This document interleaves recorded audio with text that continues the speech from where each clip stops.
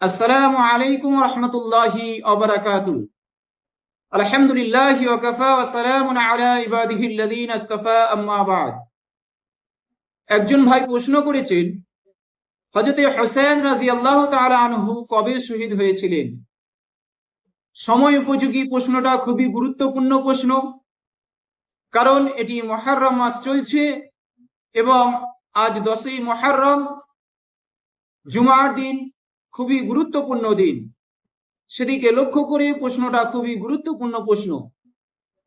যে সমস্ত ভাইয়েরা প্রশ্ন করছেন এবং আমার ভিডিও দেখছেন, আপনাদের উদ্দেশ্যে বলবো, আপনারা আমাদের ভিডিওগুলিকে বেশি বেশি করে শেয়ার করে দিন। কারণ যেমন আপনারা প্রশ্ন করার সুযোগ পাচ্ছেন, ভিডিও দেখে ভিডিও থেকে উপকৃত হচ্ছেন, এইভাবে ভিডিওগুলি শেয়ার করলে আপনার মতো আরো অনেক ভাই প্রশ্ন করার সুযোগ পাবে এবং তারাও দিনের কিছু অংশ শিখতে পারবে, জানতে পারবে। যখন তারা আপনার শেয়ারের দ্বারা উপকৃত হবে, আপনিও কোথাও না কোথাও একটি সওয়াবের অধিকারী হবেন।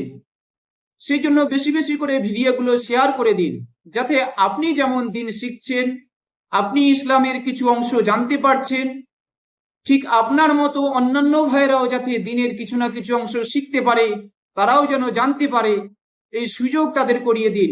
তারাও যাতে প্রশ্ন করতে পারে, সেই প্রশ্ন করার সুযোগ আপনারাও করিয়ে দিন।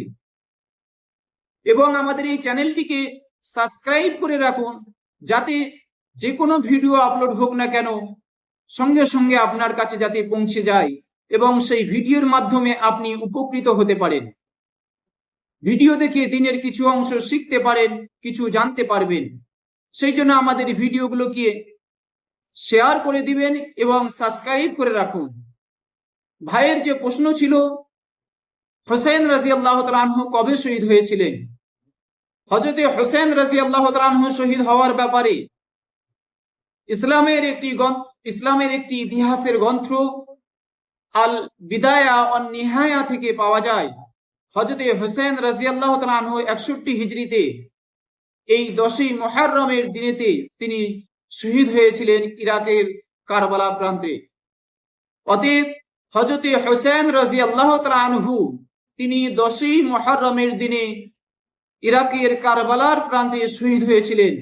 শুধু তিনি নন, তিনার সঙ্গীদের নিয়ে সকলেই কারবালার প্রান্তে শহীদ হয়েছিলেন। যুদ্ধ করতে করতে তিনারা শহীদ হয়ে গিয়েছিলেন।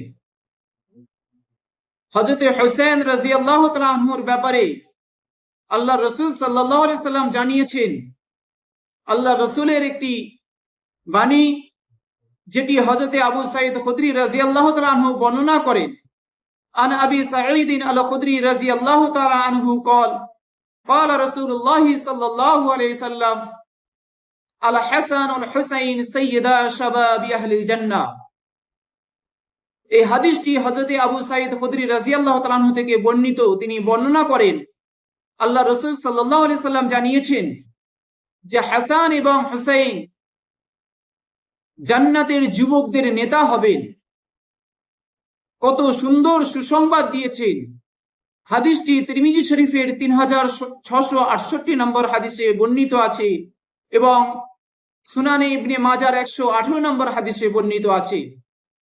আল্লাহ রাসূল সাল্লাল্লাহু আলাইহি সাল্লামের নাতি ছিলেন হাসান এবং হুসাইন রাদিয়াল্লাহু তাআলা আনহুমা। কত সুন্দর সুসংবাদ দিয়েছেন। সেই হুসাইন রাদিয়াল্লাহু তাআলা আনহু কারবালার প্রান্তরে শহীদ হয়েছিলেন।